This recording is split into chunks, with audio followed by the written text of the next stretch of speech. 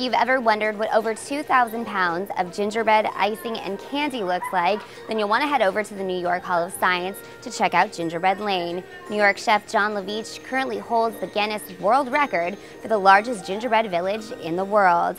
And he set out to break his previous 157 house record with a village of almost 1,000 gingerbread houses. Today we're meeting up with Jon to see what goes into making holiday history.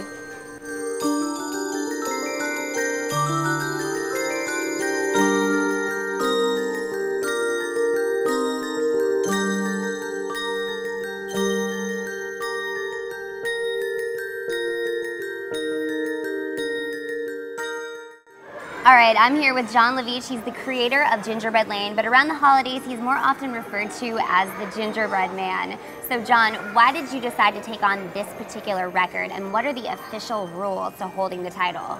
I noticed a lot of other gingerbread exhibits were smaller than what I do, and they were laying claim to world's largest, as it were. So in 2013, I approached Guinness to find out what exactly the world's largest gingerbread village was, and they sent me the parameters. It's 100 houses minimum, 6 inches in any one direction, 5.9 actually.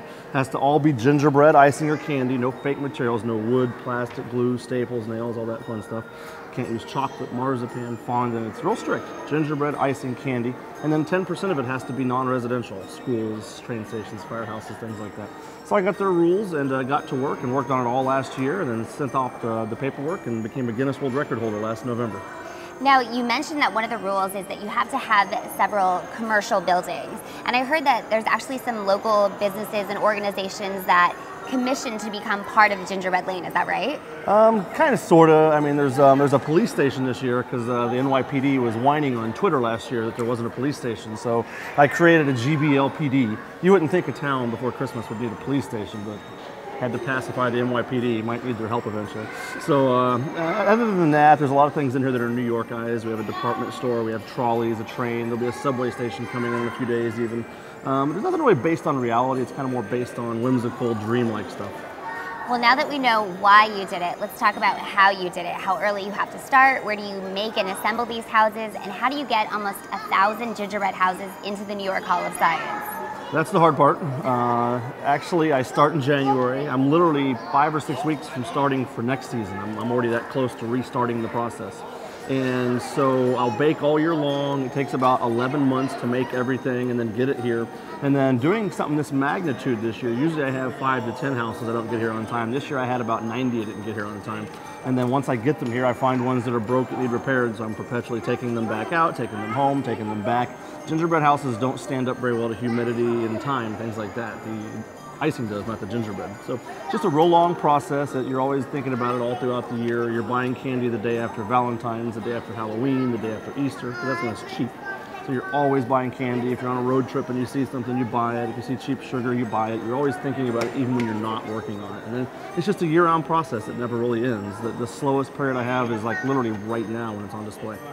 Now, if there are people out there that want to learn and get tips from you on how to make the perfect gingerbread house, you actually hold workshops here at the New York Hall of Science. Can you tell people what they can expect when they attend a workshop? When you come into one of my workshops, they're a little different than what you'd get out of a kit. I make the gingerbread and the icing the night before from scratch, really thin, really small, that way it dries really fast. But you get the tips on how to hide the holes, hide the imperfections, how to fix the imperfections, because nothing I do is perfect by any stretch of the imagination, because I want it to appear to be something that basically anybody can make themselves, not just me.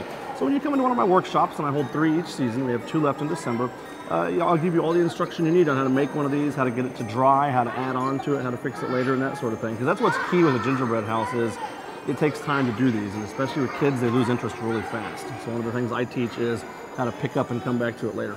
Do you have any tips for people at home that can't make it out to NYSCI to attend a workshop?